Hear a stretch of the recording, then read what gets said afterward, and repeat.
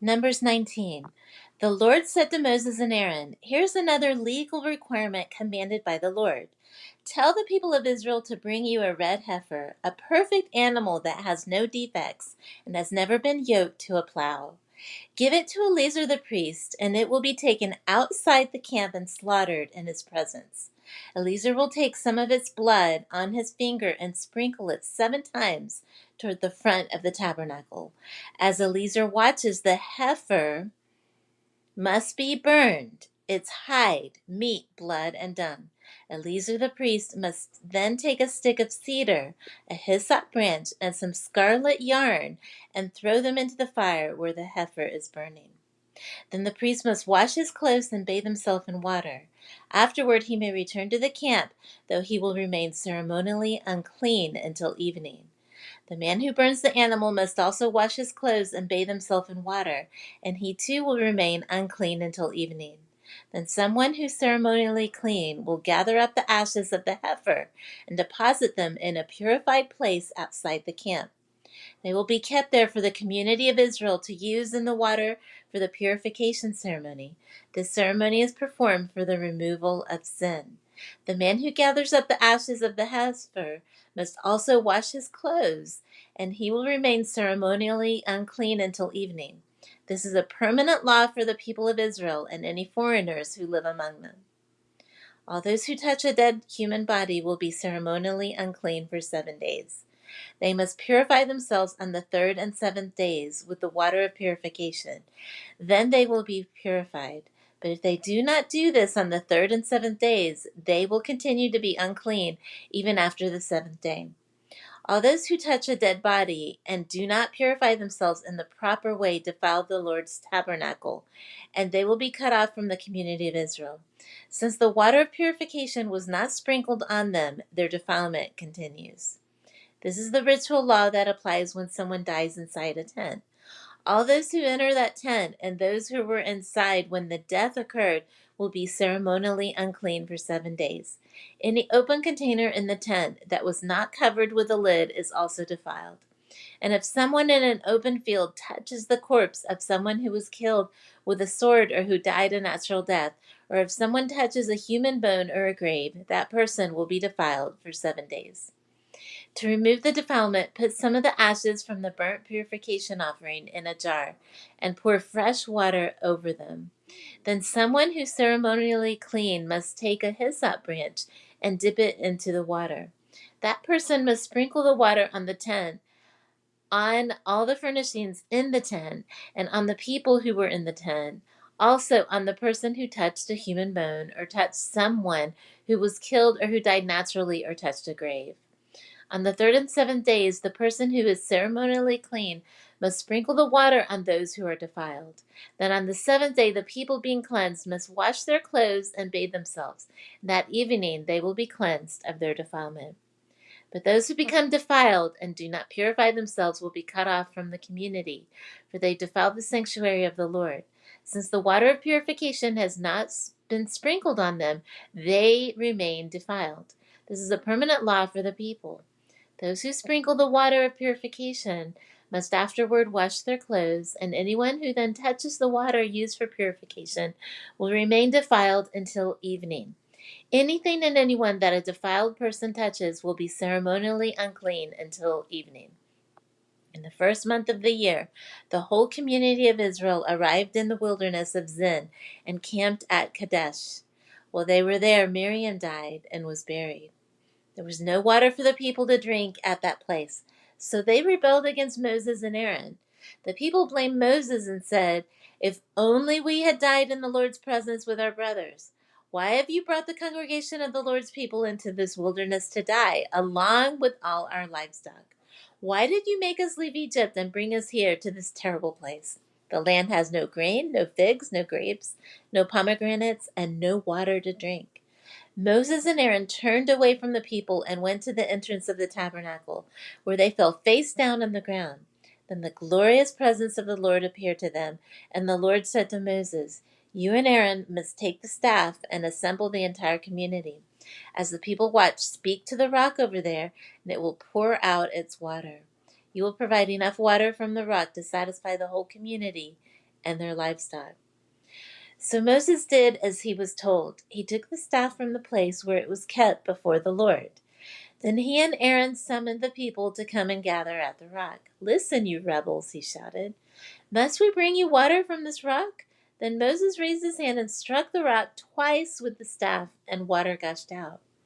So the entire community and their livestock drank their fill. But the Lord said to Moses and Aaron, "Because you did not trust me enough to demonstrate my holiness to the people of Israel, you will not lead them into the land I'm giving them." This place was known as the waters of Meribah, which means arguing, because there the people of Israel argued with the Lord, and there he demonstrated his holiness among them. While Moses was at Kadesh, he sent ambassadors to the king of Edom with this message: "This is what your relatives, the people of Israel, say. You know all the hardships we've been through. Our ancestors went down to Egypt, and we lived there a long time. We and our ancestors were brutally mistreated by the Egyptians. But when we cried out to the Lord, he heard us and sent an angel who brought us out of Egypt. Now we're camped at Kadesh, a town on the border of your land. Please let us travel through your land. We will be careful not to go through your fields and vineyards. We won't even drink water from your wells. We will stay on the king's road and never leave it until we've passed through your territory." But the king of Edom said, "Stay out of my land, or I will meet you with an army." The Israelites answered, "We will stay on the main road. If our livestock drink your water, we will pay for it. Just let us pass through your country. That's all we ask." But the king of Edom replied, "Stay out. You may not pass through our land." With that, he mobilized his army and marched out against them with an imposing force. Because Edom refused to allow Israel to pass through their country, Israel was forced to turn around. The whole community of Israel left Kadesh and arrived at Mount Hor. There on the border of the land of Edom, the Lord said to Moses and Aaron, "The time has come for Aaron to join his ancestors in death. He will not enter the land I'm giving the people of Israel, because the two of you rebelled against my instructions concerning the water at Meribah. Now take Aaron and his son Eleazar up Mount Hor. There you will remove Aaron's priestly garments and put them on Eleazar his son. Aaron will die there and join his ancestors." So Moses did as the Lord commanded. The three of them went up Mount Hor together as the whole community watched.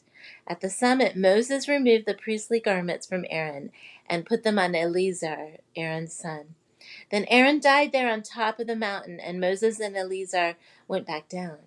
When the people realized that Aaron had died, all Israel mourned for him 30 days. The Canaanite king of Arad, who lived in the Negev, heard that the Israelites were approaching on the road through Atharim. So he attacked the Israelites and took some of them as prisoners. Then the people of Israel made this vow to the Lord: "If you will hand these people over to us, we will completely destroy all their towns." The Lord heard the Israelites' request and gave them victory over the Canaanites. The Israelites completely destroyed them and their towns, and the place has been called Hormah ever since.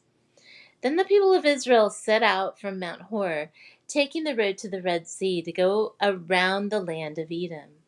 But the people grew impatient with the long journey, and they began to speak against God and Moses. "Why have you brought us out of Egypt to die here in the wilderness?" they complained. "There's nothing to eat here, nothing to drink, and we hate this horrible manna." So the Lord sent poisonous snakes among the people, and many were bitten and died. Then the people came to Moses and cried out, "We have sinned by speaking against the Lord and against you. Pray that the Lord will take away the snakes." So Moses prayed for the people. Then the Lord told him, "Make a replica of a poisonous snake and attach it to a pole. All who are bitten will live if they simply look at it." So Moses made a snake out of bronze and attached it to a pole. Then anyone who was bitten by a snake could look at the bronze snake and be healed. The Israelites traveled next to Oboth and camped there. Then they went on to Abarim in the wilderness on the eastern border of Moab. From there they traveled to the valley of Zered Brook and set up camp. Then they moved out and camped on the far side of the Arnon River, in the wilderness adjacent to the territory of the Amorites. The Arnon is the boundary line between the Moabites and the Amorites. For this reason, the book of the wars of the Lord speaks of the town of Wahab in the area of Suphah, and the ravines of the Arnon River, and the ravines that extend as far as the settlement of Ar on the border of Moab. From there the Israelites traveled to Beer, which is the well where the Lord said to Moses, "Assemble the people, and I will give them water."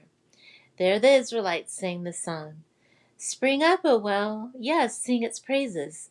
Sing of this well which princes dug, which great leaders hollowed out with their scepters and staff."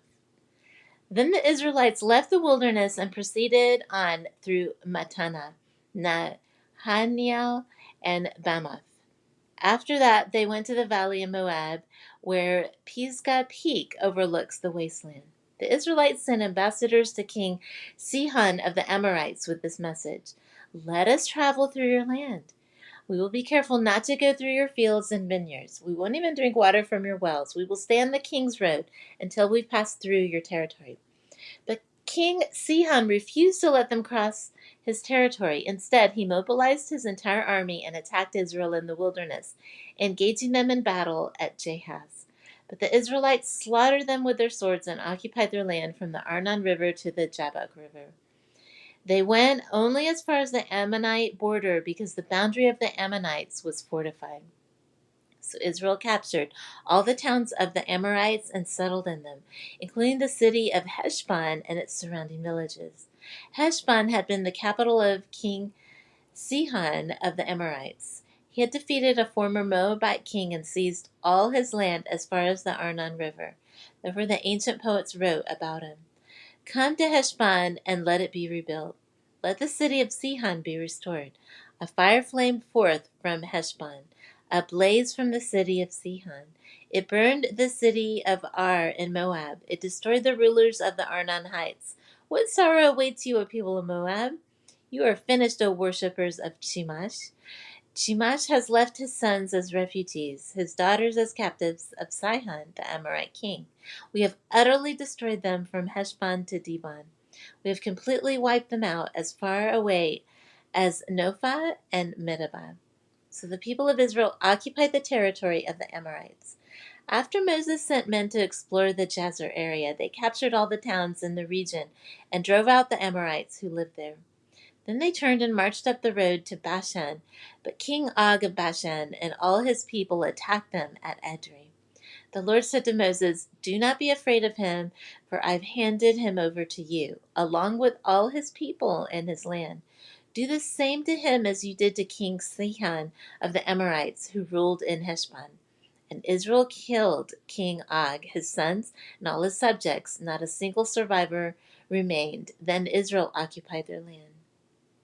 The people of Israel traveled to the plains of Moab and camped east of the Jordan River, across from Jericho. Balak, son of Zippor, the Moabite king, had seen everything the Israelites did to the Amorites. And when the people of Moab saw how many Israelites there were, they were terrified. The king of Moab said to the elders of Midian, "This mob will devour everything in sight, like an ox devours grass in the field." So Balak, king of Moab, sent messengers to call Balaam, son of Beor, who was living in his native land of Pethor, near the Euphrates River. His message said, "Look, a vast horde of people has arrived from Egypt. They cover the face of the earth and are threatening me. Please come and curse these people for me, because they are too powerful for me. Then perhaps I will be able to conquer them and drive them from the land. I know that blessings fall on any people you bless, and curses fall on people you curse." Balak's messengers, who were elders of Moab and Midian, set out with money to pay Balaam to place a curse upon Israel. They went to Balaam and delivered Balak's message to him. "Stay here overnight," Balaam said. "In the morning I will tell you whatever the Lord directs me to say." So the officials from Moab stayed there with Balaam. That night God came to Balaam and asked him, "Who are these men visiting you?" Balaam said to God, "Balak, son of Zippor, king of Moab, has sent me this message. Look, a vast horde of people has arrived from Egypt, and they cover the face of the earth. Come and curse these people for me. Then perhaps I will be able to stand up to them and drive them from the land." But God told Balaam, "Do not go with them. You are not to curse these people, for they have been blessed." The next morning, Balaam got up and told Balak's officials, "Go on home. The Lord will not let me go with you." So the Moabite officials returned to King Balak and reported, "Balaam refuses to come with us." Then Balak tried again. This time he sent a larger number of even more distinguished officials than those he had sent the first time. They went to Balaam and delivered this message to him. "This is what Balak, son of Zippor, says. Please don't let anything stop you from coming to help me. I will pay you very well and do whatever you tell me. Just come and curse these people for me." But Balaam responded to Balak's messengers, "Even if Balak were to give me his palace filled with silver and gold, I would be powerless to do anything against the will of the Lord my God. But stay here one more night, and I will see if the Lord has anything else to say to me." That night God came to Balaam and told him, "Since these men have come for you, get up and go with them, but do only what I tell you to do." So the next morning Balaam got up, saddled his donkey, and started off with the Moabite officials. But God was angry that Balaam was going, so he sent the angel of the Lord to stand in the road to block his way. As Balaam and two servants were riding along, Balaam's donkey saw the angel of the Lord standing in the road with a drawn sword in his hand. The donkey bolted off the road into a field, but Balaam beat it and turned it back into the road. Then the angel of the Lord stood at a place where the road narrowed between two vineyard walls. Then the donkey saw the angel of the Lord. It tried to squeeze by and crushed Balaam's foot against the wall. So Balaam beat the donkey again. Then the angel of the Lord moved farther down the road and stood in a place too narrow for the donkey to get by at all. This time, when the donkey saw the angel, it lay down under Balaam. In a fit of rage, Balaam beat the animal again with his staff. Then the Lord gave the donkey the ability to speak. "What have I done to you that deserves your beating me 3 times?" it asked Balaam. "You have made me look like a fool," Balaam shouted. "If I had a sword with me, I would kill you." "But I'm the same donkey you've ridden all your life," the donkey answered. "Have I ever done anything like this before?" "No," Balaam admitted. Then the Lord opened Balaam's eyes, and he saw the angel of the Lord standing in the roadway with a drawn sword in his hand. Balaam bowed his head and fell face down on the ground before him. "Why did you beat your donkey these 3 times?" the angel of the Lord demanded. "Look, I've come to block your way because you're stubbornly resisting me. 3 times the donkey saw me and shied away. Otherwise, I would certainly have killed you by now and spared the donkey." Then Balaam confessed to the angel of the Lord, "I've sinned. I didn't realize you were standing in the road to block my way. I will return home if you're against my going." But the angel of the Lord told Balaam, "Go with these men, but say only what I tell you to say." So Balaam went on with Balak's officials. When King Balak heard that Balaam was on the way, he went out to meet him at a Moabite town on the Arnon River at the farthest border of his land. "Didn't I send you an urgent invitation? Why didn't you come right away?" Balak asked Balaam. "Didn't you believe me when I said I would reward you richly?" Balaam replied, "Look, now I've come, but I have no power to say whatever I want. I will speak only the message that God puts in my mouth." Then Balaam accompanied Balak to Kiriath Huzoth, where the king sacrificed cattle and sheep. He sent portions of the meat to Balaam and the officials who were with him. The next morning Balak took Balaam up to Bamoth Baal. From there he could see some of the people of Israel spread out below him. Then Balaam said to King Balak, "Build me 7 altars here and prepare 7 young bulls and 7 rams for me to sacrifice." Balak followed his instructions, and the two of them sacrificed a young bull and a ram on each altar. Then Balaam said to Balak, "Stand here by your burnt offerings, and I will go to see if the Lord will respond to me. Then I will tell you whatever he reveals to me." So Balaam went alone to the top of a bare hill, and God met him there. Balaam said to him, "I've prepared 7 altars and sacrificed a young bull and a ram on each altar." The Lord gave Balaam a message for King Balak. Then he said, "Go back to Balak and give him my message." So Balaam returned and found the king standing beside his burnt offerings with all the officials of Moab. This was the message Balaam delivered. "Balak summoned me to come from Aram. The king of Moab brought me from the eastern hills. 'Come,' he said, 'curse Jacob for me. Come and announce Israel's doom. But how can I curse those whom God has not cursed? How can I condemn those whom the Lord has not condemned? I see them from the cliff tops. I watch them from the hills.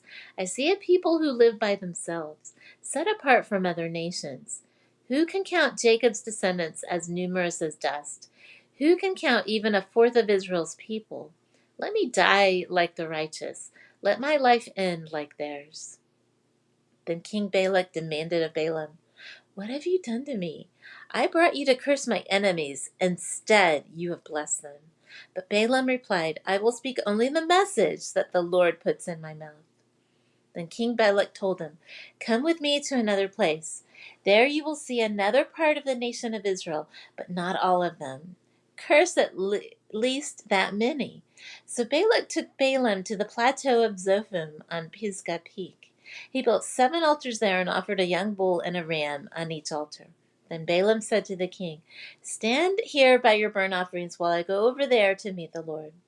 And the Lord met Balaam and gave him a message. Then he said, "Go back to Balak and give him my message." So Balaam returned and found the king standing beside his burnt offerings with all the officials of Moab.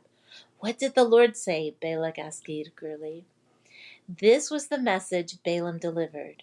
"Rise up, Balak, and listen. Hear me, son of Zippor. God is not a man, so he does not lie. He is not human, so he does not change his mind. Has he ever spoken and failed to act? Has he ever promised and not carried it through? Listen, I received a command to bless. God has blessed, and I cannot reverse it. No misfortune is in his plan for Jacob. No trouble is in store for Israel. For the Lord their God is with them. He has been proclaimed their king. God brought them out of Egypt. For them he is as strong as a wild ox. No curse can touch Jacob. No magic has any power against Israel. For now it will be said of Jacob, what wonders God has done for Israel. These people rise up like a lioness, like a majestic lion rouses itself. They refuse to rest until they've feasted on prey, drinking the blood of the slaughtered. Then Balak said to Balaam, "Fine, but if you won't curse them, at least don't bless them." But Balaam replied to Balak, "Didn't I tell you that I can only do what the Lord tells me?" Then King Balak said to Balaam, "Come, I will take you to one more place. Perhaps it will please God to let you curse them from there." So Balak took Balaam to the top of Mount Peor, overlooking the wasteland. Balaam again told Balak, "Build me 7 altars and prepare 7 young bulls and 7 rams for me to sacrifice." So Balak did as Balaam ordered and offered a young bull and a ram on each altar. By now, Balaam realized that the Lord was determined to bless Israel, so he did not resort to divination as before. Instead, he turned and looked out towards the wilderness, where he saw the people of Israel camped tribe by tribe. Then the Spirit of God came upon him, and this is the message he delivered. This is the message of Balaam, son of Beor, the message of the man whose eyes clearly see, the message of one who hears the words of God, who sees a vision from the Almighty, who bows down with eyes wide open. How beautiful are your tents, O Jacob! How lovely are your homes, O Israel! They spread before me like palm groves, like gardens by the riverside. They are like tall trees planted by the Lord, like cedars beside the waters. Water will flow from their buckets. Their offspring have all they need. Their king will be greater than Agag. Their kingdom will be exalted. God brought them out of Egypt. For them he is as strong as a wild ox. He devours all the nations that oppose him, breaking their bones in pieces, shooting them with arrows. Like a lion, Israel crouches and lies down. Like a lioness, who dares to arouse her? Blessed is everyone who blesses you, O Israel, and cursed is everyone who curses you. King Balak flew into a rage against Balaam. He angrily clapped his hands and shouted, "I called you to curse my enemies. Instead, you blessed them 3 times. Now get out of here. Go back home. I promised to reward you richly, but the Lord has kept you from your reward." Balaam told Balak, "Don't you remember what I told your messengers? I said even if Balak were to give me his palace filled with silver and gold, I would be powerless to do anything against the will of the Lord. I told you that I could say only what the Lord says. Now I'm returning to my own people. But first, let me tell you what the Israelites will do to your people in the future. This is the message Balaam delivered. This is the message of Balaam son of Beor, the message of the man whose eyes see clearly, the message of one who hears the words of God, who has knowledge from the Most High, who sees a vision from the Almighty, who bows down with the eyes wide open. I see him, but not here and now. I perceive him, but far in the distant future. A star will rise from Jacob. A scepter will emerge from Israel. It will crush the heads of Moab's people, cracking the skulls of the people of Sheth. Edom will be taken over, and Seir, its enemy, will be conquered, while Israel marches on in triumph. A ruler will rise in Jacob who will destroy the survivors of Ir. Then Balaam looked over toward the people of Amalek and delivered this message. Amalek was the greatest of nations, but its destiny is destruction. Then he looked over towards the Kenites and delivered this message. Your home is secure, your nest is set in the rocks, but the Kenites will be destroyed when Assyria takes you captive. Balaam concluded this message by saying, Alas, who can survive unless God has willed it? Ships will come from the coast of Cyprus. They will oppress Assyria and afflict Eber, but they too will be utterly destroyed. Then Balaam left and returned home, and Balak also went on his way. While the Israelites were camped at Acacia Grove, some of the men defiled themselves by having sexual relations with local Moabite women. These women invited them to attend sacrifices to their gods, so the Israelites feasted with them and worshipped the gods of Moab. In this way, Israel joined in the worship of Baal of Peor, causing the Lord's anger to blaze against his people. The Lord issued the following command to Moses: Seize all the ringleaders and execute them before the Lord in broad daylight, so his fierce anger will turn away from the people of Israel. So Moses ordered Israel's judges, Each of you must put to death the men under your authority who have joined in worshiping Baal of Peor. Just then one of the Israelite men brought a Midianite woman into his tent, right before the eyes of Moses and all the people, as everyone was weeping at the entrance of the tabernacle. When Phinehas, son of Eleazar, and the grandson of Aaron the priest saw this, he jumped up and left the assembly. He took a spear and rushed after the man into his tent. Phinehas thrust the spear all the way through the man's body and into the woman's stomach. So the plague against the Israelites was stopped, but not before 24,000 people had died. Then the Lord said to Moses, Phinehas, son of Eleazar, and grandson of Aaron, the priest, has turned my anger away from the Israelites by being as zealous among them as I was. So I stopped destroying all Israel as I had intended to do in my zealous anger. Now tell him that I'm making my special covenant of peace with him. In this covenant, I will give him and his descendants a permanent right to the priesthood. For in his zeal for me, his God, he purified the people of Israel, making them right with me. The Israelite man killed with the Midianite woman was named Zimri, son of Salu, the leader of the family of the tribe of Simeon. The woman's name was Cosbi. She was the daughter of Zur, the leader of the Midianite clan. Then the Lord said to Moses, Attack the Midianites and destroy them, because they assaulted you with deceit and tricked you into worshiping Baal of Peor, and because of Cosbi, the daughter of a Midianite leader, who was killed at the time of the plague because of what happened at Peor. After the plague had ended, the Lord said to Moses and to Eleazar, son of Aaron, the priest, From the whole community of Israel, record the names of all the warriors by their families. List all the men 20 years old or older who are able to go to war. So there on the plains of Moab, beside the Jordan River, across from Jericho, Moses and Eleazar the priest issued these instructions to the leaders of Israel. List all the men of Israel 20 years old and older, just as the Lord commanded Moses. This is the record of all the descendants of Israel who came out of Egypt, the tribe of Reuben. These were the clans descended from the sons of Reuben, Jacob's oldest son. The Hanochite clan, named after their ancestor Hanok. The Paluite clan, named after their ancestors Palu. The Hezronite clan, named after their ancestor Hezron. The Carmite clan, named after their ancestor Carmi. These were the clans of Reuben. The registered troops numbered 43,730. Palu was the ancestor of Eliab, and Eliab was the father of Nemuel, Dathan, and Abiram.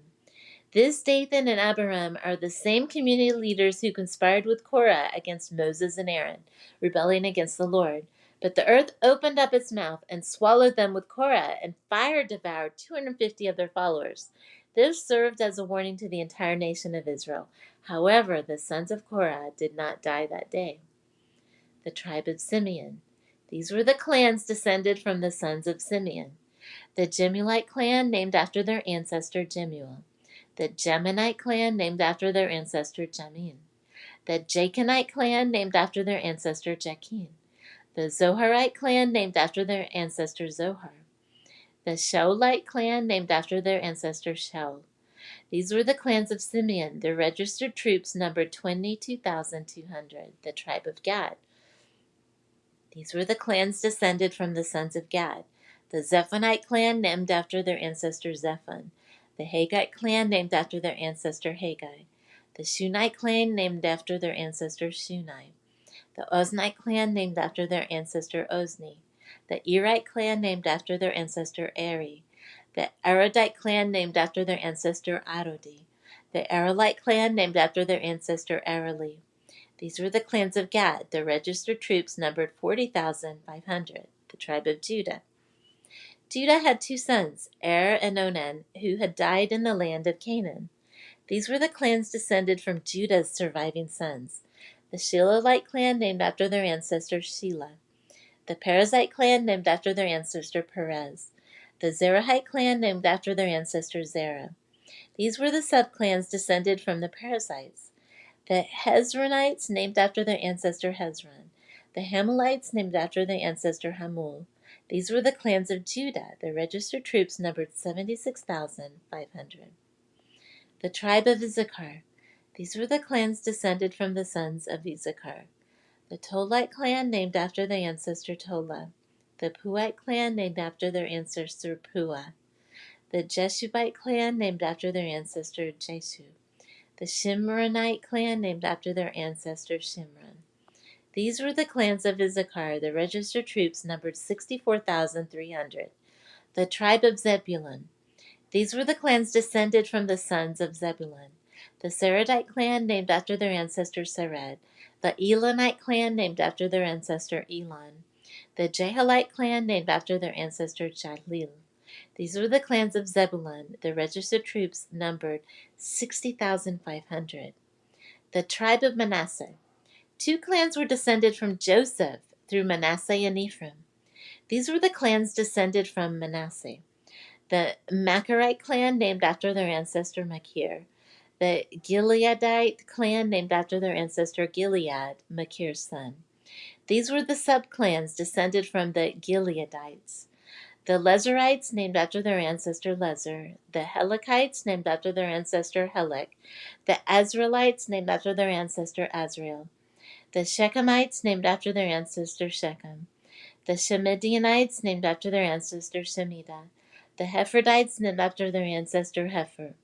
One of Hepher's descendants, Zelophehad, had no sons, but his daughters' names were Mahlah, Noah, Hoglah, Milcah, and Tirzah.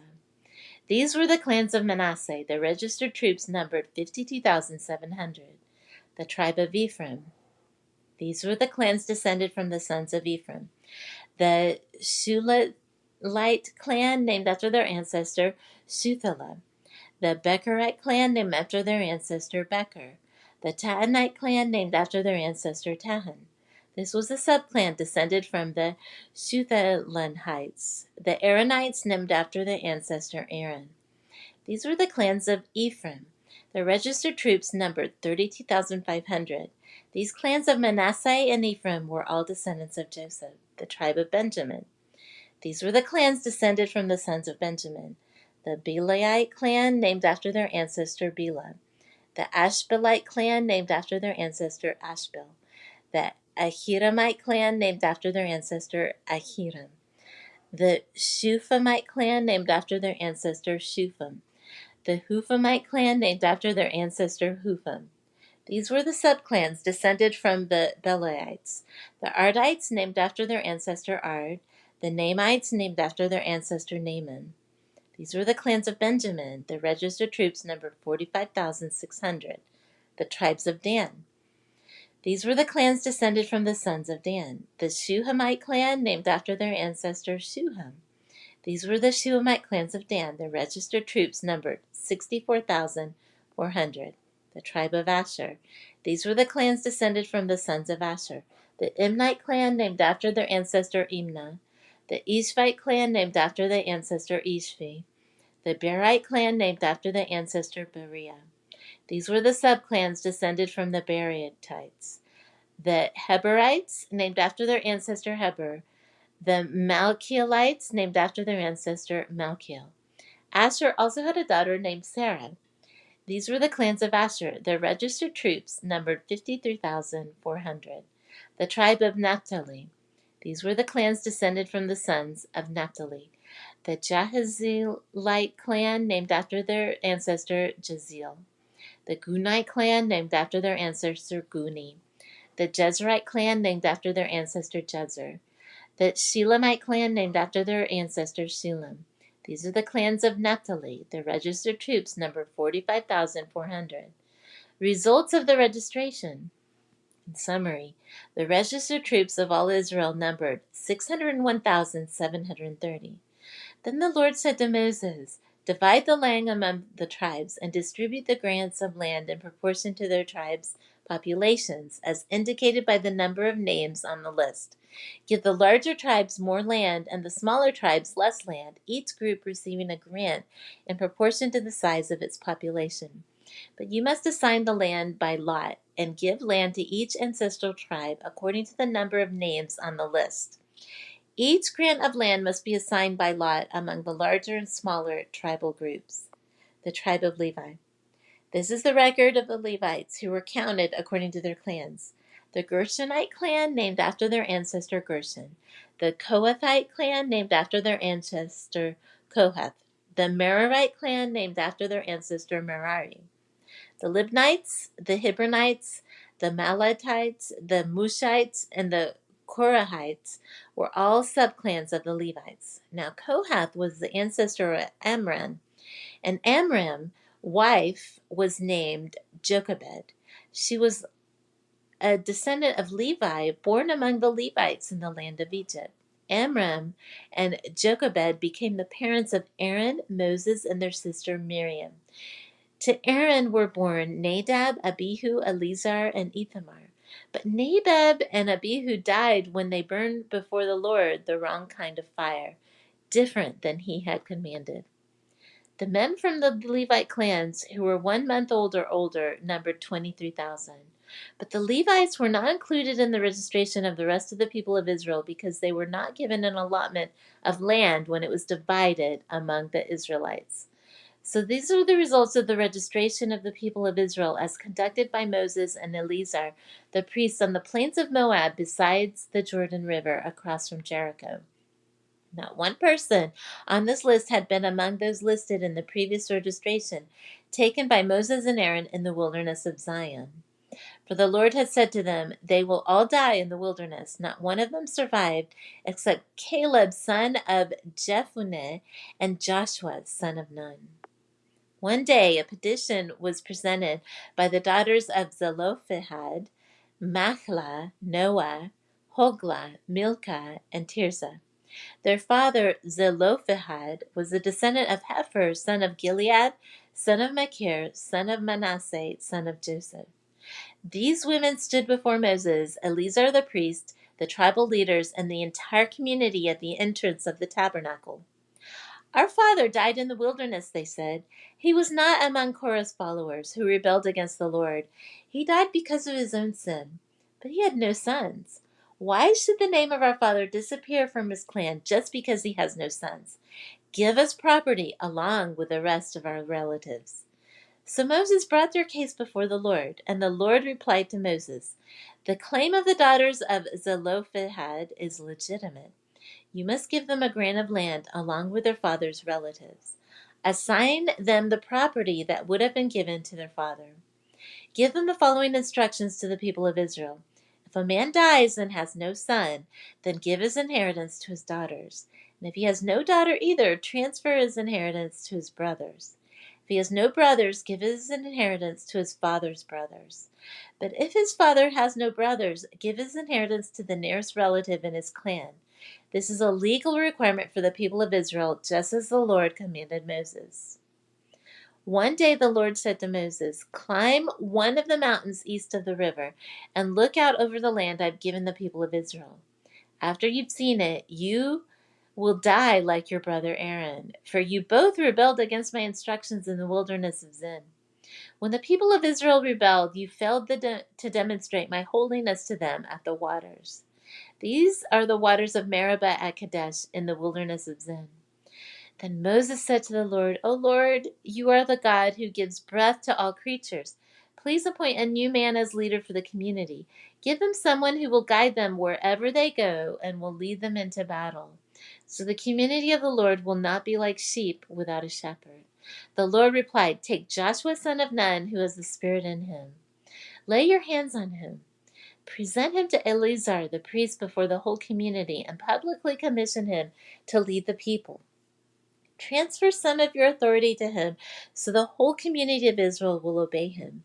When direction from the Lord is needed, Joshua will stand before Eleazar the priest, who will use the Urim, one of the sacred lots cast before the Lord, to determine his will. This is how Joshua and the rest of the community of Israel will determine everything they should do. So Moses did as the Lord commanded. He presented Joshua to Eleazar the priest and the whole community. Moses laid his hands on him and commissioned him to lead the people, just as the Lord had commanded through Moses. The Lord said to Moses, "Give these instructions to the people of Israel. The offerings you present as special gifts are a pleasing aroma to me. They are my food. See to it that they are brought at the appointed times and offered according to my instructions. Say to the people, this is a special gift you must present to the Lord as your daily burnt offering. You must offer 2 one-year-old male lambs with no defects. Sacrifice one lamb in the morning and the other in the evening. With each lamb you must offer a grain offering of 2 quarts of choice flour mixed with 1 quart of pure oil of pressed olives. This is the regular burnt offering instituted at Mount Sinai as a special gift, a pleasing aroma to the Lord. Along with it, you must present the proper liquid offering of 1 quart of alcoholic drink with each lamb, poured out in the holy place as an offering to the Lord. Offer the second lamb in the evening with the same grain offering and liquid offering. It too is a special gift, a pleasing aroma to the Lord. On the Sabbath day, sacrifice 2 one-year-old male lambs with no defects. They must be accompanied by a grain offering of 4 quarts of choice flour moistened with olive oil and a liquid offering. This is the burnt offering to be presented each Sabbath day, in addition to the regular burnt offering and its accompanying liquid offering. On the first day of each month, present an extra burnt offering to the Lord of 2 young bulls, 1 ram, and 7 one-year-old male lambs, all with no defects. These must be accompanied by grain offerings of choice flour moistened with the olive oil, 6 quarts with each bull, 4 quarts with the ram, and 2 quarts with each lamb. This burnt offering will be a special gift, a pleasing aroma to the Lord. You must also present a liquid offering with each sacrifice, 2 quarts of wine for each bull, a third of a gallon for the ram, and 1 quart for each lamb. Present this monthly burnt offering on the first day of each month throughout the year. On the first day of each month, you must also offer 1 male goat for a sin offering to the Lord. This is in addition to the regular burnt offering and its accompanying liquid offering. On the 14th day of the first month, you must celebrate the Lord's Passover. On the following day, the 15th day of the month, a joyous 7-day festival will begin, but no bread made with yeast may be eaten. The first day of the festival will be an official day for Holy Assembly, and no ordinary work may be done on that day. As a special gift, you must present a burnt offering to the Lord, 2 young bulls, 1 ram, and 7 one-year-old male lambs, all with no defects. These will be accompanied by grain offerings of choice, flour moistened with olive oil, 6 quarts with each bull, 4 quarts with the ram, and 2 quarts with each of the 7 lambs. You must also offer a male goat as a sin offering to purify yourselves and make yourselves right with the Lord. Present these offerings in addition to your regular morning burnt offering. On each of the 7 days of the festival, this is how you must prepare the food offering that's presented as a special gift, a pleasing aroma to the Lord. These will be offered in addition to the regular burnt offerings and liquid offerings. The 7th day of the festival will be another official day for Holy Assembly, and no ordinary work may be done on that day. The festival of harvest, when you present the first of your new grain to the Lord, you must call an official day for Holy Assembly, and you may do no ordinary work on that day. Present a special burnt offering on that day as a pleasing aroma to the Lord. It will consist of 2 young bulls, 1 ram, and 7 one-year-old male lambs. These will be accompanied by grain offerings of choice flour moistened with olive oil, 6 quarts with each bull, 4 quarts with the lamb, and 2 quarts with each of the 7 lambs. Also, offer 1 male goat to purify yourselves and make yourselves right with the Lord. Prepare these special burnt offerings along with their liquid offerings in addition to the regular burnt offerings and its accompanying grain offering. Be sure that all the animals you sacrifice have no defects. Celebrate the Festival of Trumpets each year on the first day of the appointed month in early autumn. You must call an official day for Holy Assembly, and you may do no ordinary work. On that day, you must present a burnt offering as a pleasing aroma to the Lord. It will consist of 1 young bull, 1 ram, and 7 one-year-old male lambs, all with no defects. These must be accompanied by grain offerings of choice flour moistened with olive oil, 6 quarts with the bull, 4 quarts with the ram, and 2 quarts with each of the 7 lambs. In addition, you must sacrifice a male goat as a sin offering to purify yourselves and make yourselves right with the Lord. These special sacrifices are in addition to your regular monthly and daily burnt offerings, and they must be given with the prescribed grain offerings and liquid offerings. These offerings are given as a special gift to the Lord, a pleasing aroma to Him. 10 days later, on the 10th day of the same month, you must call another holy assembly. On that day, the Day of Atonement, the people must go without food and must do no ordinary work. You must present a burnt offering as a pleasing aroma to the Lord. It will consist of 1 young bull, 1 ram, and 7 one-year-old male lambs, all with no defects. These offerings must be accompanied by the prescribed grain offerings of choice flour moistened with olive oil, 6 quarts of choice flour with the bull, 4 quarts of choice flour with the lamb, and 2 quarts of choice flour with each of the 7 lambs. You must also sacrifice 1 male goat for a sin offering. This is in addition to the sin offering of atonement and the regular daily burnt offering with its grain offering and their accompanying liquid offerings. 5 days later, on the 15th day of the same month, you must call another holy assembly of all the people, and you may do no ordinary work on that day. It's the beginning of the festival of shelters, a 7-day festival to the Lord. On the first day of the festival, you must present a burnt offering as a special gift, a pleasing aroma to the Lord. It will consist of 13 young bulls, 2 rams, and 14 one-year-old male lambs, all with no defects. Each of these offerings must be accompanied by a grain offering of choice flour moistened with olive oil, 6 quarts for each one of the 13 bulls, 4 quarts for each of the 2 rams, and 2 quarts for each of the 14 lambs. You must also sacrifice a male goat as a sin offering, in addition to the regular burnt offering, with its accompanying grain offering and liquid offering. On the second day of the 7th-day festival, sacrifice 12 young bulls, 2 rams, and 14 one-year-old male lambs, all with no defects. Each of these offerings of bulls, rams, and lambs must be accompanied by its prescribed grain offering and liquid offering. You must also sacrifice a male goat as a sin offering, in addition to the regular burnt offering, with its accompanying grain offering and liquid offering.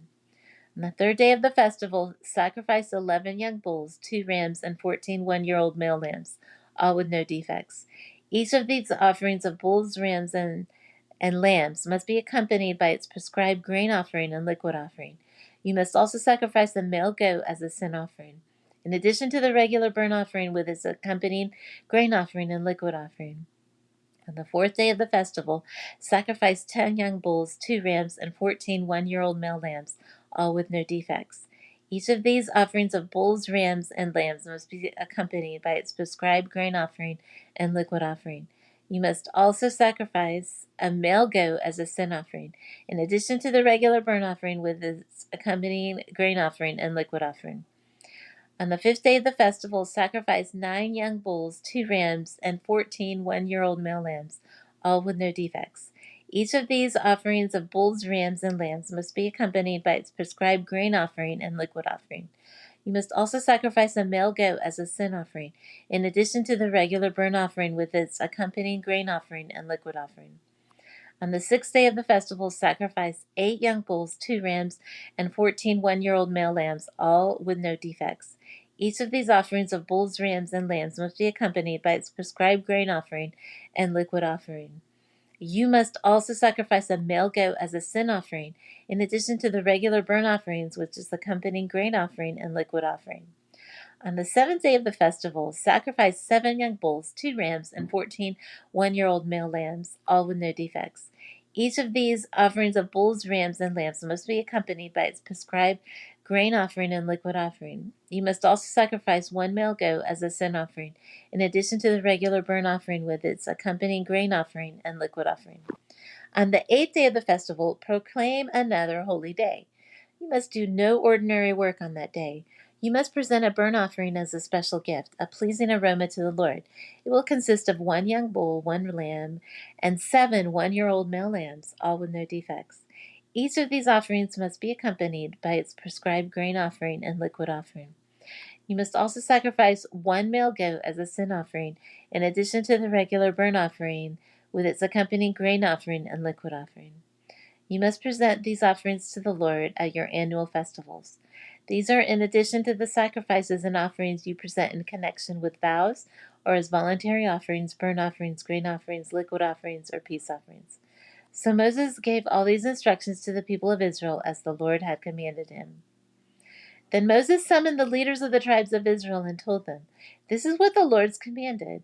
A man who makes a vow to the Lord or makes a pledge under oath must never break it. He must do exactly what he said he would do. If a young woman makes a vow to the Lord or a pledge under oath while she is still living at her father's home, and her father hears of the vow or pledge and does not object to it, then all her vows and pledges will stand. But if her father refuses to let her fulfill the vow or pledge on the day he hears of it, then all her vows and pledges will become invalid. The Lord will forgive her because her father would not let her fulfill them."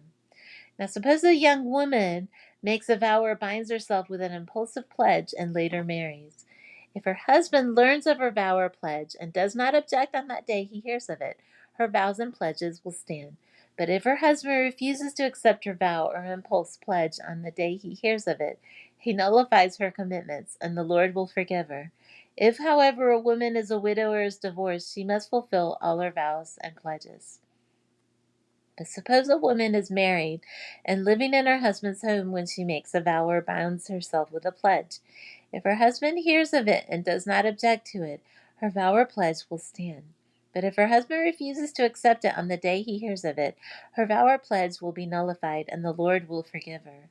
So her husband may either confirm or nullify any vows or pledges she makes to deny herself.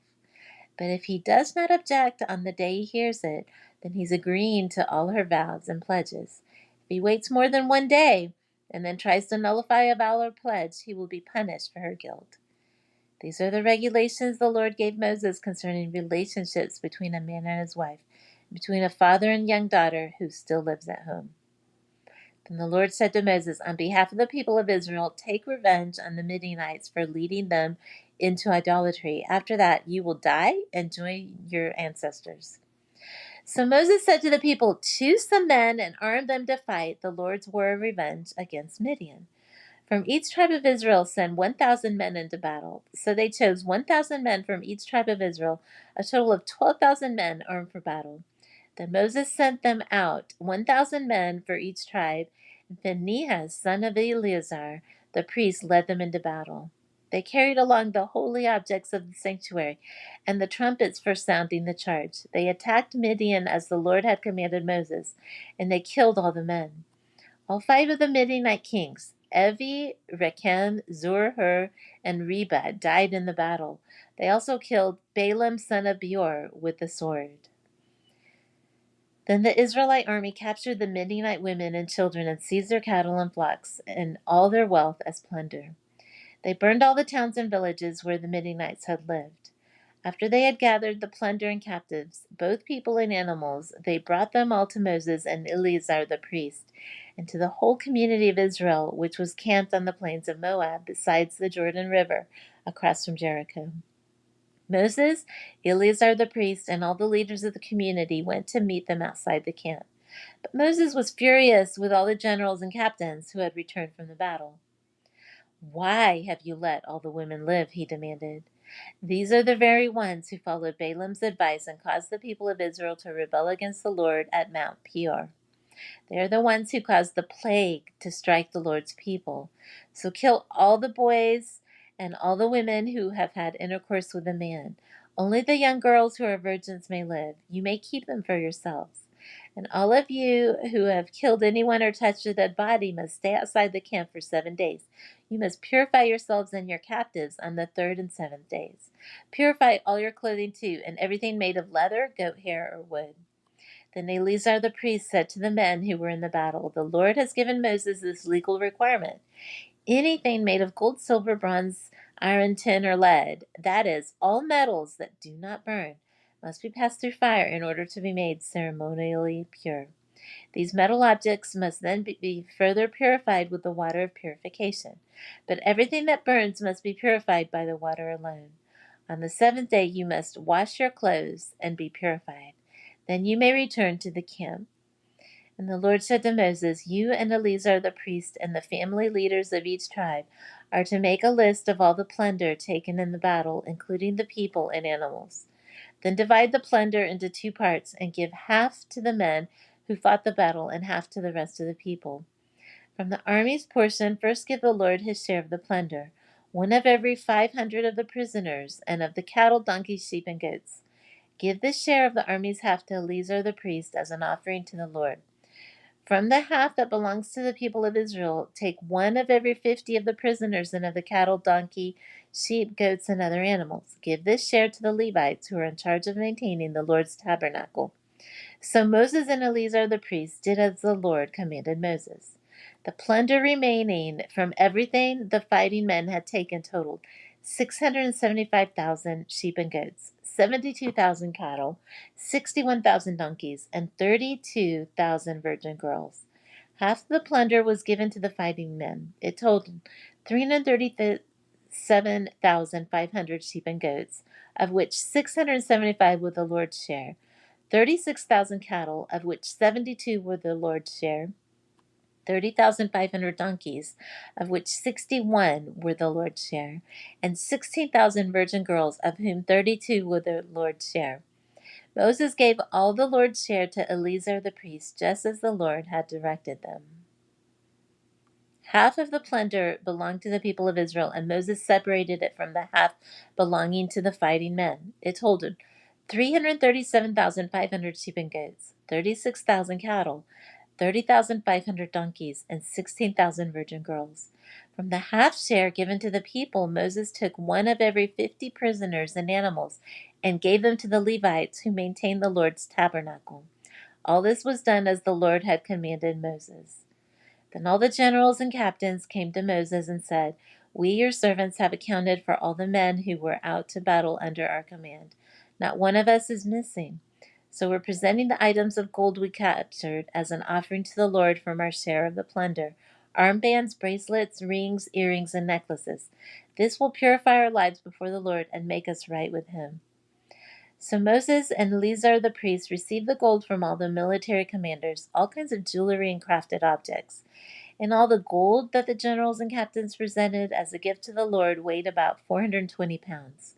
All the fighting men had taken some of the plunder for themselves. So Moses and Eleazar the priest accepted the gifts from the generals and captains and brought the gold to the tabernacle as a reminder to the Lord that the people of Israel belonged to him.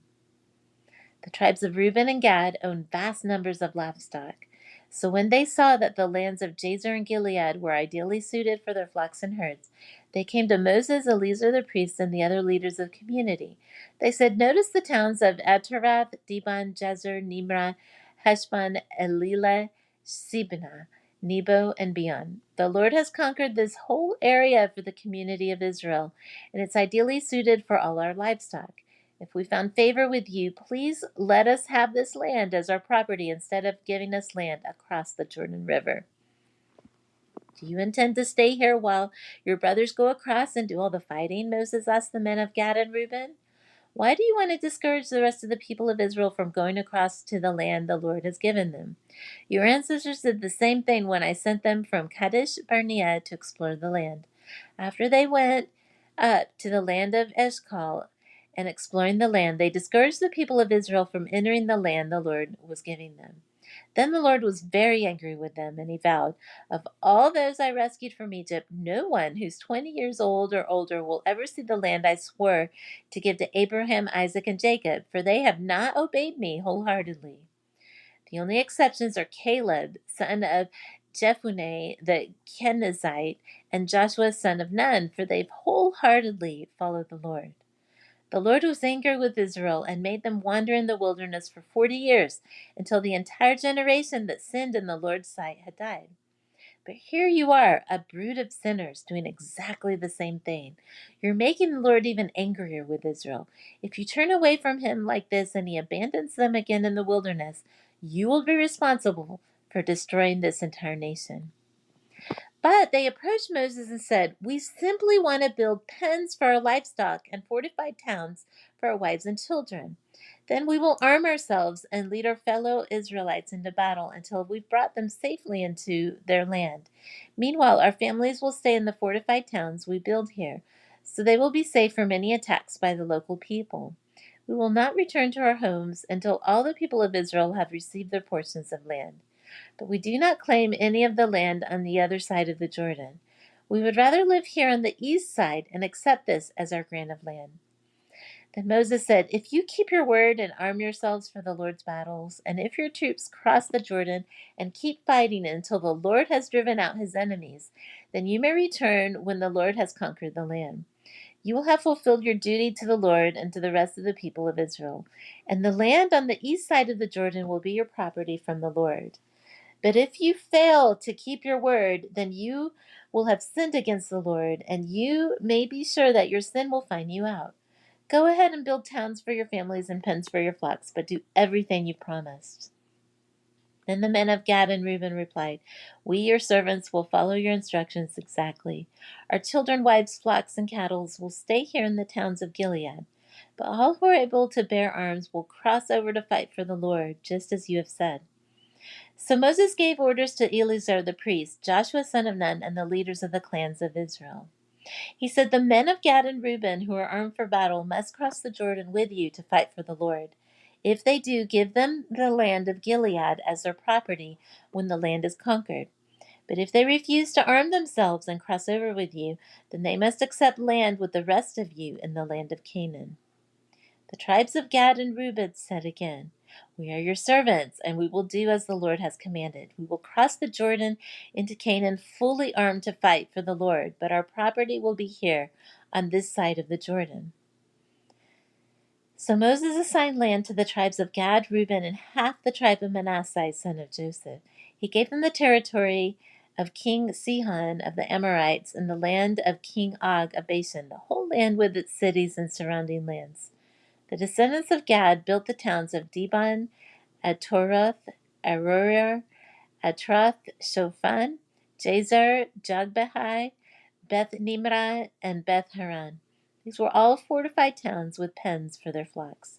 The descendants of Reuben built the towns of Heshbon, Elileh, Kiriathaim, Nebo, Belmeon, and Sibmah. They changed the names of some of the towns they conquered and rebuilt. Then the descendants of Machir and the tribe of Manasseh went to Gilead and conquered it, and they drove out the Amorites living there. So Moses gave Gilead to the Machirites, descendants of Manasseh, and they settled there. The people of Jair, another clan of the tribe of Manasseh, captured many of the towns in Gilead and changed the name of that region to the towns of Jair. Meanwhile, a man named Nobah captured the town of Kenath and its surrounding villages, and he renamed that area Nobath after himself. This is the route that the Israelites followed as they marched out of Egypt under the leadership of Moses and Aaron. At the Lord's direction, Moses kept a written record of their progress. These are the stages of their march, identified by the different places where they stopped along the way. They set out from the city of Rameses in early spring, on the 15th day of the first month, on the morning after the first Passover celebration. The people of Israel left defiantly, in full view of all the Egyptians. Meanwhile, the Egyptians were burying all their firstborn sons, whom the Lord had killed the night before. The Lord had defeated the gods of Egypt that night with great acts of judgment. After leaving Ramesses, the Israelites set up camp at Succoth. Then they left Succoth and camped at Etham on the edge of the wilderness. They left Etham and turned back toward Pi Hahiroth, opposite Baal Zephon, and camped near Migdol. They left Pi Hahiroth and crossed the Red Sea into the wilderness beyond. Then they traveled for 3 days into the Etham wilderness and camped at Marah. They left Marah and camped at Elim, where there were 12 springs of water and 70 palm trees. They left Elim and camped beside the Red Sea. They left the Red Sea and camped in the wilderness of Sin. They left the wilderness of Sin and camped at Dobka. They left Dobka and camped at Alush. They left Alush and camped at Rephidim, where there was no water for the people to drink. They left Rephidim and camped in the wilderness of Sinai. They left the wilderness of Sinai and camped at Kibroth Hatava. They left Kibroth Hatava and camped at Hazeroth. They left Hazeroth and camped at Rithma. They left Rithma and camped at Rimmon Perez. They left Rimmon Perez and camped at Libnah. They left Libnah and camped at Risa. They left Risa and camped at Kehelathath. They left Kehelathath and camped at Mount Shefer. They left Mount Shefer and camped at Haradah. They left Haradah and camped at Makheloth. They left Makheloth and camped at Tahath. They left Tahath and camped at Terah. They left Terah and camped at Mithka. They left Mithka and camped at Hashmonah. They left Hashmonah and camped at Moseroth. They left Moseroth and camped at Bene-Jacan. They left Bene-Jacan and camped at Hor Hakigdad. They left Hor Hakigdad and camped at Jothbatath. They left Jothbatath and camped at Abronah. They left Abronah and camped at Ezion Geber. They left Ezion Geber and camped at Kadesh in the wilderness of Zin. They left Kadesh and camped at Mount Hor at the border of Edom. While they were at the foot of Mount Hor, Aaron the priest was directed by the Lord to go up to the mountain, and there he died. This happened in midsummer, on the first day of the 5th month of the 40th year after Israel's departure from Egypt. Aaron was 123 years old when he died there on Mount Hor. At that time, the Canaanite king of Arad, who lived in the Negev in the land of Canaan, heard that the people of Israel were approaching his land. Meanwhile, the Israelites left Mount Hor and camped at Zalmunna. Then they left Zalmunna and camped at Punon. They left Punon and camped at Oboth. They left Oboth and camped at Lai Abarim on the border of Moab. They left Lai Abarim and camped at Dibon Gad. They left Dibon Gad and camped at Almon Diblathim. They left Almon Diblathim and camped in the mountains east of the river near Mount Nebo. They left the mountains east of the river and camped on the plains of Moab beside the Jordan River across from Jericho. Along the Jordan River they camped from Beth Jeshimoth as far as the meadows of Acacia on the plains of Moab. They were camped near the Jordan River on the plains of Moab, opposite Jericho. The Lord said to Moses, "Give the following instructions to the people of Israel. When you cross the Jordan River into the land of Canaan, you must drive out all the people living there. You must destroy all their carved and molten images and demolish all their pagan shrines. Take possession of the land and settle in it, because I've given it to you to occupy. You must distribute the land among the clans by sacred lot and in proportion to their size. A larger portion of land will be allotted to each of the larger clans, and a smaller portion will be allotted to each of the smaller clans. The decision of the sacred lot is final. In this way, the portions of land will be divided among your ancestral tribes. But if you fail to drive out the people who live in the land, those who remain will be like splinters in your eyes and thorns in your sides. They will harass you in the land where you live, and I will do to you what I had planned to do to them." Then the Lord said to Moses, "Give these instructions to the Israelites. When you come into the land of Canaan, which I'm giving you as your special possession, these will be the boundaries. The southern part of your country will extend from the wilderness of Zin along the edge of Edom.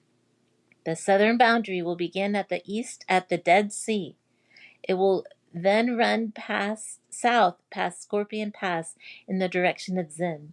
Its southernmost point will be Kadesh Barnea, from which it will go to Hazar Adar and onto Asman. From Asman, the boundary will turn toward the Brook of Egypt and end at the Mediterranean Sea. Your western boundary will be the coastline of the Mediterranean Sea.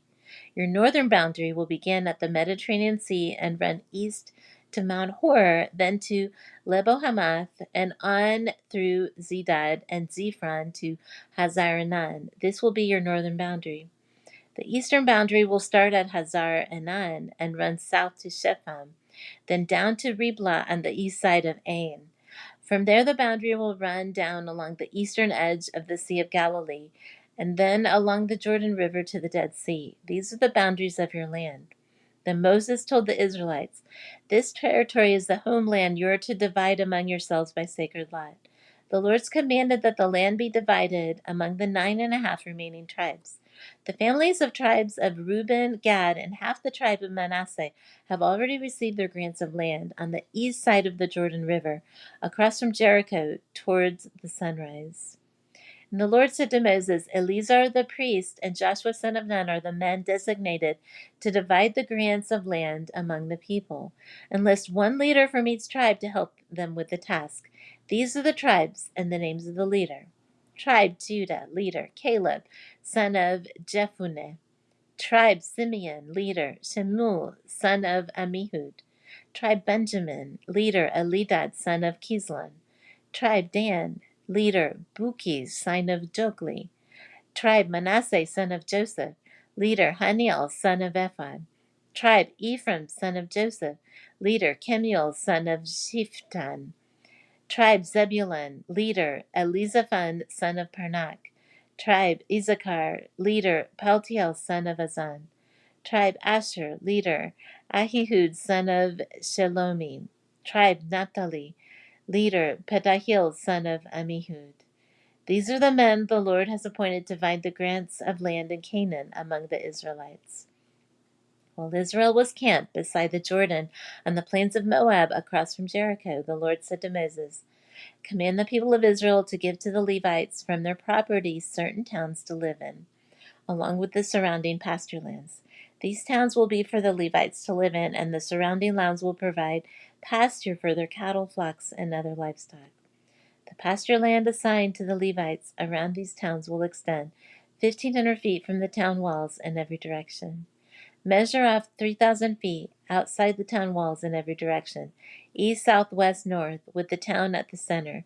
This area will serve as the largest pasture land for the towns. 6 of the towns you give the Levites will be cities of refuge, where a person who has accidentally killed someone can flee for safety. In addition, give them 42 other towns.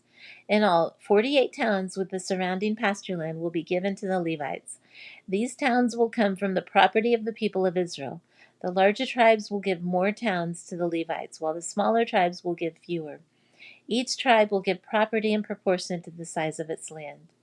The Lord said to Moses, "Give the following instructions to the people of Israel. When you cross the Jordan into the land of Canaan, designate cities of refuge to which people can flee if they have killed someone accidentally. These cities will be places of protection from a dead person's relatives who want to avenge the death. The slayer must not be put to death before being tried by the community. Designate 6 cities of refuge for yourselves, 3 on the east side of the Jordan River and 3 on the west side in the land of Canaan.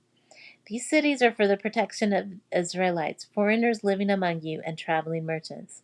Anyone who accidentally kills someone may flee there for safety. But if someone strikes and kills another person with a piece of iron, it is murder, and the murderer must be executed. Or if someone with a stone in his hand strikes and kills another person, it is murder, and the murderer must be put to death. Or if someone strikes and kills another person with a wooden object, it is murder, and the murderer must be put to death. The victim's nearest relative is responsible for putting the murderer to death. When they meet, the avenger must put the murderer to death. So if someone hates another person and waits in ambush, then pushes him or throws something at him and he dies, it's murder. Or if someone hates another person and hits him with a fist and he dies, it's murder. In such cases, the avenger must put the murderer to death when they meet. But suppose someone pushes another person without having shown previous hostility, or throws something that unintentionally hits another person, or accidentally drops a huge stone on someone, though they were not enemies, and the person dies. If this should happen, the community must follow these regulations in making a judgment between the slayer and the avenger, the victim's nearest relative. The community must protect the slayer from the avenger, and must escort the slayer back to live in the city of refuge to which he fled. There he must remain until the death of the high priest, who was anointed with the sacred oil. But if the slayer ever leaves the limits of the city of refuge, and the avenger finds him outside the city and kills him, it will not be considered murder. The slayer should have stayed inside the city of refuge until the death of the high priest. But after the death of the high priest, the slayer may return to his own property. These are legal requirements for you to observe from generation to generation, wherever you may live. All murders must be put to death, but only if evidence is presented by more than one witness. No one may be put to death on the testimony of only one witness. Also, you must never accept a ransom payment for the life of someone judged guilty of murder and subject to execution. Murderers must always be put to death. Never accept a ransom payment from someone who has fled to a city of refuge, allowing a slayer to return to his property before the death of the high priest. This will ensure that the land where you live will not be polluted, for murder pollutes the land. No sacrifice except the execution of the murderer can purify the land from murder. You must not defile the land where you live, for I live there myself. I am the Lord who lives among the people of Israel. And the heads of the clans of Gilead, descendants of Machir, son of Manasseh, the son of Joseph, came to Moses and the family leaders of Israel with a petition. They said, Sir, the Lord instructed you to divide the land by sacred lot among the people of Israel. You were told by the Lord to give the grant of land owned by your brother Zelophehad to his daughters. But if they marry men from another tribe, their grants of land will go with them to the tribe into which they marry. In this way, the total area of our tribal land will be reduced. Then, when the year of Jubilee comes, their portion of land will be added to that of the new tribe, causing it to be lost forever to our ancestral tribe. So Moses gave the Israelites this command from the Lord. The claim of the men of the tribe of Joseph is legitimate. This is what the Lord commands concerning the daughters of Zelophehad. Let them marry anyone they like, as long as it is within their own ancestral tribe. None of the territorial land may pass from tribe to tribe, for all the land given to each tribe must remain within the tribe to which it was first allotted. The daughters throughout the tribes of Israel who are in line to inherit property must marry within their tribe, so that all the Israelites will keep their ancestral property.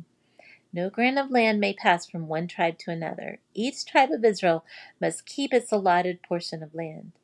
The daughters of Zelophehad did as the Lord commanded Moses. Mahlah, Tirzah, Hoglah, Milcah, and Noah all married cousins on their father's side. They married into the clans of Manasseh, son of Joseph. Thus, their inheritance of land remained within their ancestral tribe.